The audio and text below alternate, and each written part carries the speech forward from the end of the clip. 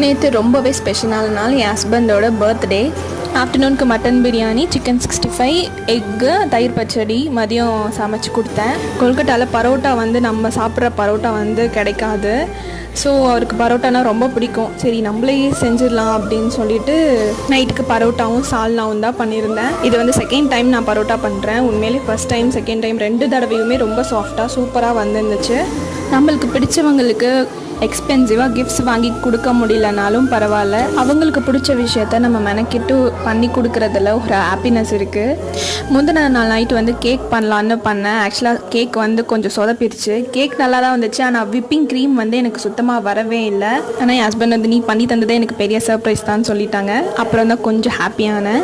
So நேற்று விதவிதமாக சமைச்சு சர்ப்ரைஸ் பண்ணியாச்சு. அவரும் பயங்கர சர்ப்ரைஸ் ஆகிட்டாரு. இந்த வீடியோ பிடிச்சிருந்தா லைக் பண்ணுங்கள். பிரபாகர்ஸ் ஃபேமிலி சேனலுக்கு சப்ஸ்கிரைப் பண்ணிக்கோங்க.